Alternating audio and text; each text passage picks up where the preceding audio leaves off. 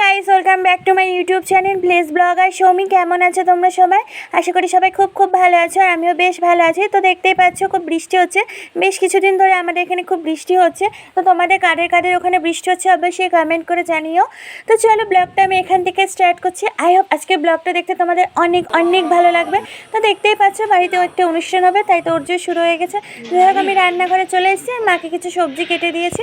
তো তারপরে এসে দেখি মায়ের রান্না হয়ে গেছে। এদিকে ভাত, পনির আর ডাল রান্না হয়েছে। তারপরে এই দেখো মিক্সড ভেজ মানে সবজি দিয়ে একটা তরকারি রান্না হয়েছে, চাটনি রান্না হয়েছে, আর এই পাঁপড় ভাজা।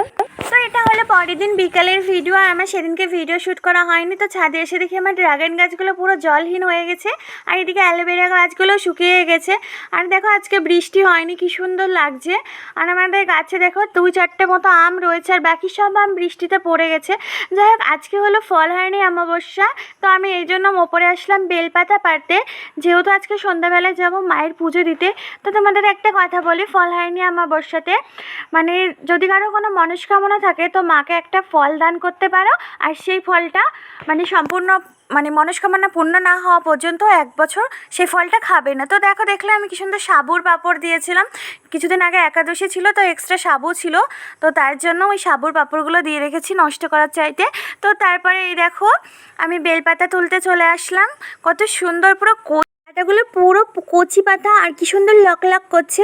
যাই হোক, এই গাছে বেল একদমই ভালো না। তো তারপর সন্ধ্যাবেলায় তোমাদের দাদা ফলের মিষ্টি নিয়ে এসে দিয়েছে। তো এখন আমি যাব মন্দিরে, আর আমি রেডি হয়ে গেছি। তো দেখো মন্দিরে চলে এসেছি।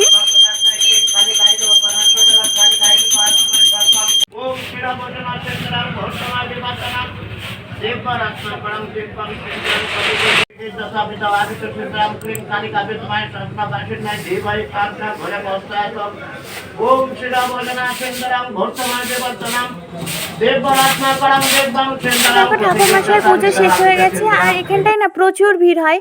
তো এই দেখো এখন প্রসাদ দেওয়া হবে, আর খিচুড়ি প্রসাদ হয়েছে, এত সুন্দর টেস্টি কি বলবো, জাস্ট অমৃত।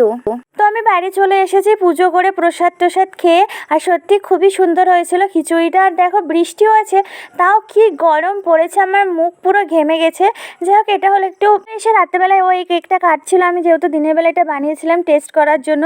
যাই হোক, ভিডিওটা কেমন লাগলো অবশ্যই লাইক কমেন্ট করে জানিও, আমার পাশে থেকো। চলো টাটা, বাই।